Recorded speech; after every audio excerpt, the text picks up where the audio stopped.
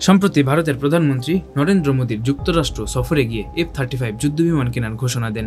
এই ঘোষণার পর থেকে গণমাধ্যম ও সামাজিক যোগাযোগ মাধ্যমে ব্যাপক আলোচনা শুরু হয়েছে।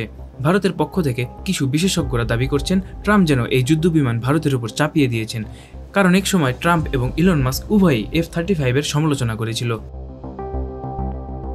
F-35 একটি পঞ্চম প্রজন্মের অত্যাধুনিক যুদ্ধবিমান যা যুক্তরাষ্ট্রের তৈরি। এটি উন্নত প্রযুক্তি ও রাডার ফাঁকি দেওয়ার ক্ষমতা রাখে এবং শব্দের গতির চেয়ে 1.6 গুণ দ্রুত উঠতে পারে এবং স্বয়ংক্রিয় যান্ত্রিক ত্রুটি শনাক্তকরণ এবং অ্যাডভান্স টার্গেটিং ক্ষমতাও রয়েছে এর। ভারত দীর্ঘদিন ধরেই এই বিমানটি কেনার আগ্রহী ছিল, কারণ চীন ইতিমধ্যে J-35 যুদ্ধবিমান তৈরি করেছে এবং পাকিস্তানও শীঘ্রই চীনের বিমানের অধিকারী হতে যাচ্ছে।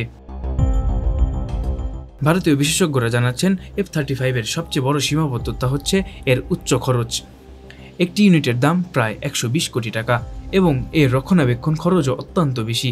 প্রতি ঘন্টায় উড়ানোর খরচ প্রায় 4.5 লাখ টাকা। বিশেষ করে যুক্তরাষ্ট্রে যেখানে F-35 এর খরচ দিন দিন বাড়ছে, 2016 সালে ডোনাল্ড ট্রাম্প টুইট করে জানান F-35 এর খরচ সীমা ছাড়িয়ে যাচ্ছে এবং এটি বাদ দিলে সামরিক খরচ কমানো যাবে।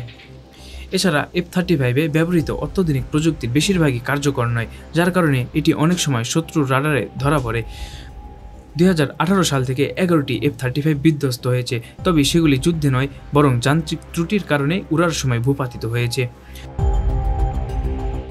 ভারতীয় বিশ্লেষকরা দাবি করছেন যেখানে ট্রাম্প ও ইলন মাস্ক F-35 এর খরচ ও কার্যকারিতা নিয়ে সমালোচনা করেছেন, সেখানে ভারতকে এটি কেনার জন্য চাপিয়ে দেওয়া হচ্ছে, যা তাদের জন্য এক ধরনের সাদা হাতি হয়ে উঠতে পারে। Desk report, metro TV.